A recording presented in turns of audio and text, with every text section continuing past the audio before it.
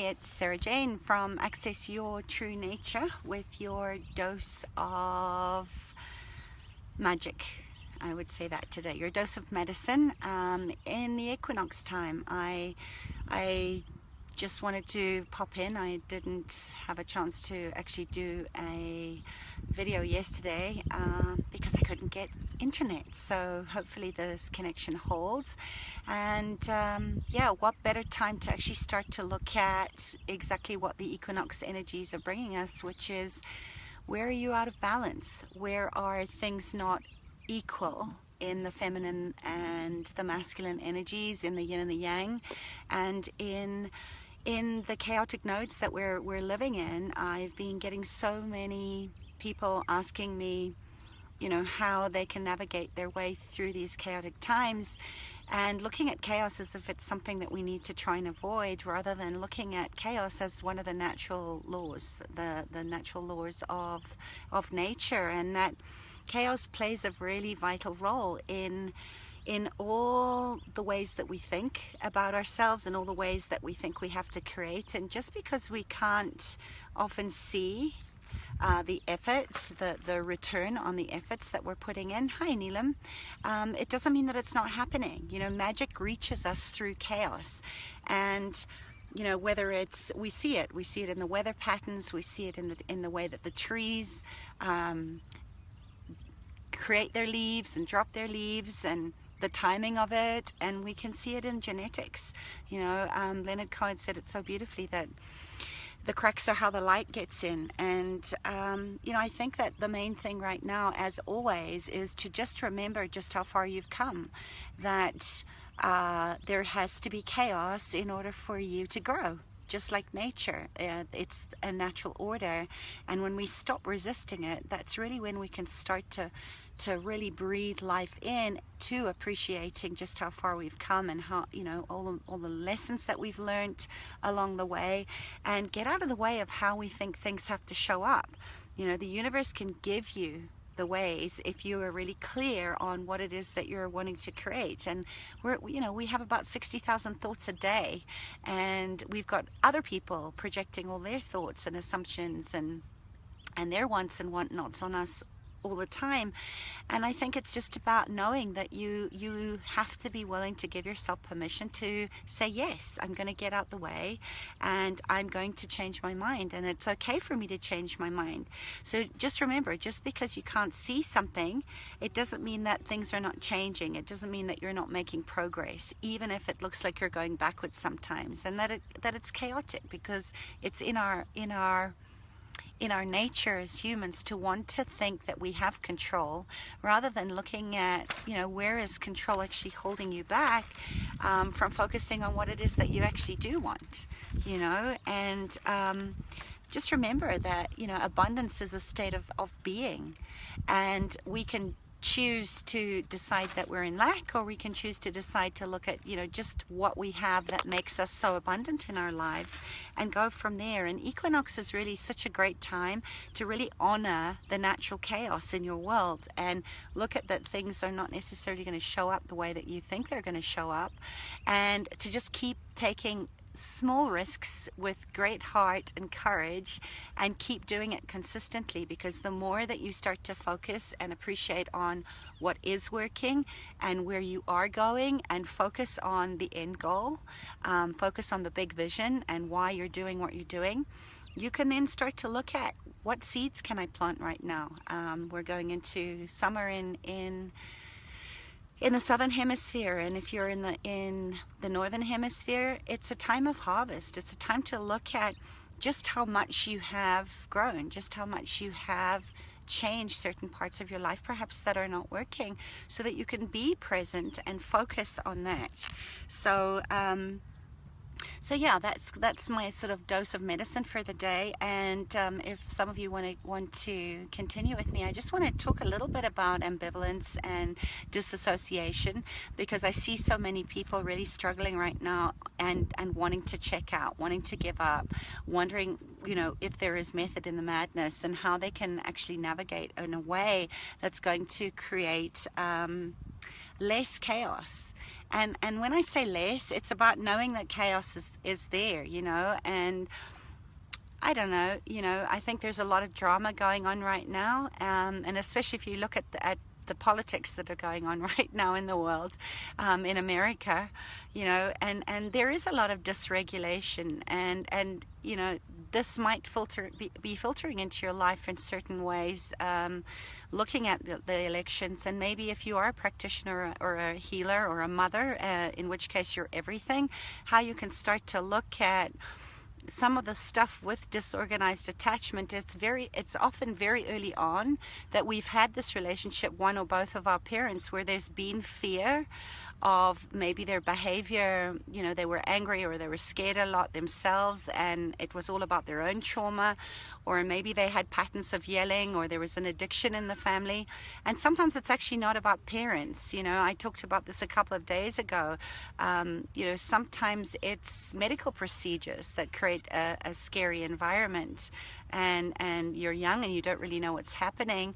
And when you're older and you do know what's happening, this can also trigger this fear relationship in our major primary relationship. So I wanted to just talk about that today, on how we can resource ourselves a little bit more in our own lives and take care of ourselves and also our clients, so that we can all ground and really stay present and not get too caught up in the circus act and the monkey business that's going on at the moment, where we're struggling with different reactions. So certainly, you know, things like yoga, Vessel van der Kolk has done a lot of research in how yoga can help us mitigate trauma symptoms. Many people are practicing mindfulness. John Kabat-Zinn is great for that. But a lot of people, Dan Siegel, Ron Alexander, many people are really supporting people ground into what's going on and what's arising in them on an emotional layer, just by being more mindful, and then perhaps moving into meditation so that you can really find your center again. For me, walks in nature are one of my best ways to just connect with nature and chill with the horses. Some of you might be lucky enough to live by the ocean. But just finding ways that you can sort of unhook from the craziness, and just go for a walk in nature. Just find whatever works for you, whether that's being with animals or horses or dogs or cats, whatever it is that you personally find regulates you. You know, take time to practice that. Take those little daily steps out for the day and just run or dance or put some music on or go for a walk, like I said, or just enjoy giving yourself some time in those activities to just unhook. And that's really good self-regulation. Another thing I want to talk about is co-regulation, because remember, with attachment, so much of what regulates us is our deep connection with other people. And you know, I read in an article recently where it says we're so used to focusing on what we're eating, but are we actually focusing on who we're eating with, that can create an environment that helps us to relax and metabolize well? And, you know, more than our food, but with our life experiences, you know, what are we digesting? What are we ruminating on? So important to look at relationships. And, you know, if you are a healer or a practitioner, I think another thing to look at when we're dealing with disorganized attachment with our clients, and again, I say that in the broad term because, you know, the term can apply to parents, you know, where we're trying to bond with parents. I know for me, my father was very erratic in his behaviors, so it was very hard for me to bond with my father because I never knew whether I was going to get love or a smack. So this can set up in different ways in all your relationships. But one of the most important things that we can do is to really help each other, whether that's your client or your family member or your child, is connect with that feeling of safety again. And one of the ways we can engender that is by our actual presence of how we're using our voice. You know, are we modulating and shifting in our tone of prosody of how we're speaking? You know, you don't want to speak like this in a flat, robotic sort of term which engenders a threat response, but to really keep that melodic voice which on an unconscious level is really going to calm people down. And I'm sure you can relate to people speaking in a lilty kind of voice where they can create connection. Another way we can communicate safety, whether it's a handshake or whether it's just touching, touching people. That safe, affectionate touch can be very powerful in amplifying that sense of safety. So if you're regulated and you're keeping your seat, as they say in Buddhism, if you're keeping your seat and you're grounded and you're present and you're regulated, touch can be a very powerful way that we can communicate our regulation to our clients and to our family members, or in a business situation as well. And I know there's a book called Snap, and I can't remember the author's name, but she said that, if you're just shaking somebody's hand, that's a very powerful transfer that you're giving somebody through safe touch, just even through a handshake, that can actually transmit chemically this message to the other person's body that they are safe and that you're safe, and they can relax with you. And I know she stated that that a handshake is so powerful that it would probably take about 3 hours of affirming, kind conversation to transmit that sort of same level of communicating safety. So a simple thing as touching, holding somebody's hand or shaking somebody's hand can be a really great resource. And some interesting, useless information. In the old days, they actually used to shake hands to see if there were any weapons concealed that they would fall out. But besides that strange history, we're not checking for weapons, but they can be something very reassuring for people where there is trust rather than distrust. And I think it's really important as well to look at eye contact when you're speaking to your children or your clients, that you're important, that I'm present, that there's a kindness in your eyes where you're able to sustain contact. And you don't want to stare at somebody, which can be a little unnerving, but just some receptivity in the eyes. And some of your clients or in relationship will be able to meet that gaze, but for others, attachment in eye contact might be a little tricky. People looking at your eye, your chin, or your off behind you, because they're still disassociated. But you're really wanting to look at maintaining eye contact a little bit longer, in a more relaxed way over time. And you're sending that sort of your special to me eye glaze, or the beam gleam. It doesn't cost a thing, and you can just send that beam, those soft eyes across the room, to somebody, to your kids across the room, to your partner across the room, to your friends. You could even try that with your animals, and this is something that they really get, is just that softened eye contact and heart connection. So try out softening your gaze, and start to see how you can create more safety, not just for yourself, but all your relationships. Because when someone's struggling with disorganized attachment and there's been so much fear stimulated, it's really a very crucial part of connecting back in, not just if you're a coach or a mentor, but in your relationships.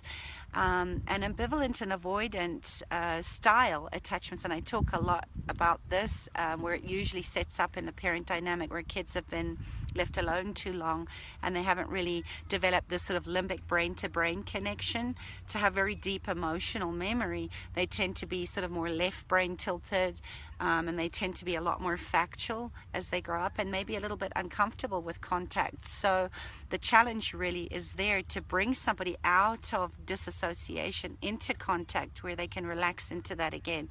And ambivalence a little bit opposite to that, where often there is a lot of love in the relationship. It's just very inconsistent. Like I was saying with my dad, it was kind of like Russian roulette to see whether I was actually going to ever get my needs met with him. And there was always this anxiety to see, is my dad going to respond to me? Is he going to give me love, and is it going to be there long enough for me to stabilize and regulate myself? So there's a lot of over focus in that when it's a bit of a moving target that generates a lot of anxiety in how to calm yourself. And the tricky thing is with disorganized is you have this alternating situation with both of those, so it gets a little complicated when you're dealing with it, but something that I do go deeper into in my Out of the Blues programs and in my private sessions. It's stressful in so many different ways, and whether that's happening in your life or if you're looking at things like the insanity of the American elections right now with the Trump and the and the Clinton craziness. I think that's where we have to be more in allowance, and for me that's that range of resiliency, or what Dan Siegel calls the window of tolerance, where we really want to help our clients in our relationships to stay in a range that varies from client to client, to see what is possible for them to manage in terms of contact that's not too dysregulating or too much highly charged information at one time. So small bites, right? If you think about moving from the sympathetic to the nervous, parasympathetic to the sympathetic nervous system, where the charge is kind of going like that and trying to mirror the flow, which is that chaotic order of things. That's why really one of the things that I'm trying to work with when I'm working with clients that are dealing with difficult experiences. And with that area of resilience, that window of tolerance, you're trying to get to the edge of where it's just a little bit out of their comfort zone, just getting to the edge and then shifting back, or the pendulation, to come back to a safe resource like their best friend or their partner, or dancing, or something that's really relevant to them and the content that I'm working with. And the trick is to really work the edge of that range of resiliency, so that you might be a little bit outside of what that person's comfortable with, so you're challenging that system on the nervous system and then bringing it back into regulation, and just keep pendulating. So you're not just coming back to baseline, but you're actually developing a capacity that's growing, so that they can do more and stay more integrated and present, and stay in working with their own stories and their experiences as they're ready to access that and take on a little bit of a bigger challenge. So I'm really trying to grow that capacity, and that's something that I really invite you into, is to not overwhelm people that can actually create a lot more harm than what they come in with, of course. So I find this idea, it does relate to chaos theory, which I studied a very long time ago, and it's interesting, a lot of people are talking about chaos again at the moment. But the chaos theory is sort of that the idea is that the system is relatively stabilized or organized around a certain situation. In our way of thinking, we're looking at like in a therapeutic experience that you're trying to work through with somebody. But as you introduce a certain amount of stimulus, you just start to shake it up and create a little bit of chaos. And in chaos theory, they call that perturbation. But if you introduce a certain amount of this, just the right amount, if you don't introduce enough, nothing's going to happen. And if you sort of do the Goldilocks amount that's just right, then this perturbation or stimulus will actually cause a little bit of destabilization, but a reorganization to a much higher level. It's a more maturation in therapy. It's more complex in the system, that has a stability in the shaking it up, that has integrity in it. So, again, if you're adding too much stimulus, or you're trying to work too much of a traumatic incident at one time where it's too highly charged, it can actually cause so much disruption in the system that not only does it stabilize, but it actually starts to fragment, and the person can disassociate again. So chaos theory can come really handy when you're trying to explain how to work with material that's highly charged, where either you're flooding the client with non-stoppable subbing, or a burst of anger if it's in the flooding zone, or it can be so high and so highly charged that people start to disconnect and dissociate and actually fragment away. So I'm always trying to work with these sort of complicated reactions in my sessions, the understandable normal reactions to something that's been very traumatizing for somebody. So you can take a look at, perhaps you might apply this information with yourself, with your family members or clients, if you're working in this field of transformation, of looking at something highly charged, and then a resource stage, like just orienting to the room, and finding a calming, soothing space for them to come back in. So it's going to vary client to client, and what it is for them. For me, it's the horses, whether I'm just hanging around, or whether I'm brushing them, or I'm just sort of chilling with the herd. That's very calming for me. For others, it could be dancing, or painting, or meditation, or mindfulness. There's just so many different ways that people can really start to self-regulate, and come back into that baseline of how do I create safety. And that's where the choice is so beautiful. You know, if you're walking out in nature, you could go into co-regulation to help find your centeredness and groundedness if you were walking with a dog or with another person, or with your horse. So what I wanted to really talk to a little bit today is how you can start to work with complex situations, and how can you really start to find your way through the chaos and the insanity and the shock value of what might be happening. You know, one of my clients got like an 18,000 Rand water bill today. You know, that's sort of shock and trauma system. So see what you can do today to just find time to spend time with people that can support you, and doing some self-regulation, getting out in nature, and doing that for the people in your environment, whether they're your clients or your family or your friends, is to just be able to hold that container, hold that space, where we can sort of come back to our center, back to the invitation of the equinox, for example, of finding more balance, and knowing that even when we want balance, there has to be movement. Everything is moving all the time, and if you look at cells under a microscope, it looks pretty chaotic. You know, they're moving and they're balancing and they're harmonizing, and some of them are dying away and being moved out the body. Some of them are just coming into their energy potential. So we're dancing around in this sort of chaotic node of natural order, in the balance of the equinox, of looking at, okay, I'm going to honor the natural order, not just in my body, but the natural order that can sometimes seem a little challenging or chaotic, and really tap into looking at, just because you can't see it and it feels a little uncertain or out of control, doesn't mean that the universe is conspiring to bring light in. Oh, I've got cramp, I'm sitting on the grass. To bring light back into the cells and regenerate, and really look at, you know, that's how magic reaches us, is through the chaos. So my question to you is to, you know, light a candle today, spend some time out in nature, and just ground yourself into that beautiful balancing, stabilizing divine line that goes through you, through your base chakra, into the grass that I'm sitting on right now, and just allow the earth to contribute to you and remind you to focus on what it is that you want rather than what you don't want, and do some intentional creativity play in the next couple of hours, and consistently keep going with it, so that you can really start to see how your magic has always been there, and now you just may have a deeper access to it, because you're not being bounced around like a little ship in a storm. You're actually riding the waves, and looking to the swell and the tides, and that everything that comes in goes out, just like breath, every single day. And really see that chaos has such a beautiful role in your life, in how you're thinking. So be mindful of what you're thinking. Remember, your body follows your mind, and what you think you will become. And just start to practice some radical self-care and kindness to yourself, to look at where perhaps you've been beating yourself up.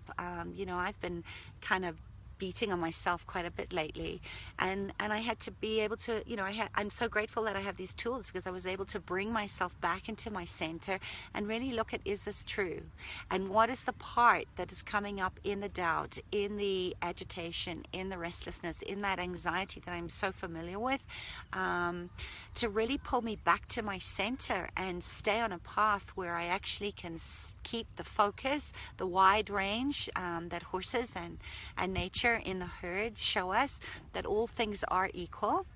And if we just widen our view and soften our gaze inward and stop self-shredding, we can see the blind spots in a way that's very gentle and very graceful, that will really give you back the magic that is inside of you. So I'll leave it at that. Post your comments and questions, and tell me what's coming up for you, and what intentional creativity you're going to go into in this beautiful time of the equinox, of looking at just how much you can harvest, that you can give yourself permission to reap what you've sowed. And what's your languaging? What ways can you start to be kind to you, and really start to tap into to creating what you want because you matter. Remember, the world's not waiting for somebody like you. The world's waiting for you and your gifts and talents, which only you have. And the sooner that we can resolve trauma and start to change the pattern repeats in the stories that we've been telling ourselves that are not true, the sooner that you get to show up and spread your light like a beautiful beacon of hope for others to step into their potency and their power and access their true nature.